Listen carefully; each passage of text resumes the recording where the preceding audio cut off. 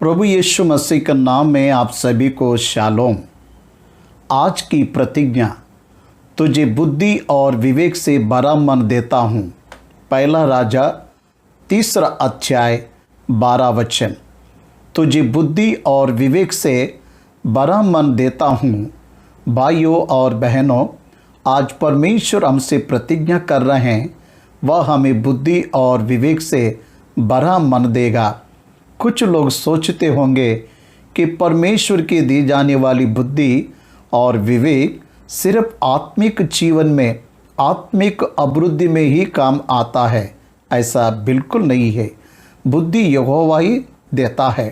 ज्ञान और समझ की बातें उसी के मुंह से निकलती है, क्योंकि परमेश्वर ज्ञानी है और वो ज्ञान का स्रोता है। उसके द्वारा पाई हुई बुद्धि से हम अपने भविष्य को सुनहरा बना सकते हैं। इस बुद्धि और विवेक के द्वारा हम जीवन में सफलता को प्राप्त कर सकते हैं, जय जीवन जी सकते हैं। उसके साथ साथ परमेश्वर के सामर्थ और उसकी महिमा को हम जान सकते हैं। इस संसार की बुद्धि हमें लोगों के सामने आदर और सम्मान को बढ़ाती है, लेकिन स्वर्गीय बुद्धि हमें सही और गलत को समझने के लिए सहायता करती है और हमारा स्वभाव कैसे रहना चाहिए, हमें कैसे व्यवहार करना चाहिए, हमारे जीवन की शैली किस रीति से रहना चाहिए, ये सब बातों को हमें बताता है। यूसुफ के पास स्वर्गीय बुद्धि और दर्शन के फल को बताने का सामर्थ्य था। यही बुद्धि और विवेक ने उसे फिरौन के सामने खड़ा किया और उसे मिस्र देश का प्रधानमंत्री बनाया, क्योंकि वह यहोवा का भय मानता था। यही तो बुद्धि का मूल है। भजन संहिता में भजनकार कहता है, मैंने तेरे वचनों पर मन लगाया, इसलिए मैं पुरानियों से अधिक बुद्धिमान हुआ।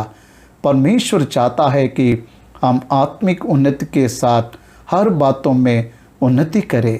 बुद्धि हमारे अंदर परमेश्वर के भय को डालती है और बुराई के मार्ग में चलने से हमें बचाती है। नीति वचन में लिखा है, बुद्धिमान के घर में उत्तम धन और तेल पाए जाते हैं। भाइयों और बहनों, मैं आशा करता हूँ कि जो प्रतिज्ञा परमेश्वर ने आज दिया है, ये प्रतिज्ञा के अनुसार बुद्धि को प्राप्त करेंगे और वह बुद्धि आपके जीवन में उन्नति को देगा।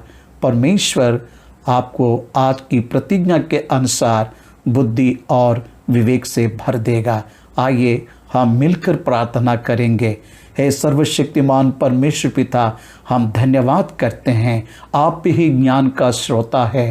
प्यारे प्रभु जी, इस समय इस प्रतिज्ञा को सुनने वाले हमारे प्रिय भाई और बहनों को और विश्वास करने वाले हमारे सब भाई और बहनों को प्रतिज्ञा के अनुसार बुद्धि और विवेक से भर दे, ताकि इस संसार में सही रास्ता में चले और प्यारे प्रभु जी तेरा महिमा और तेरी प्रशंसा कर सके और आत्मिक रीति से और संसारिक रीति से प्यारे खुदा उन्नति पाए।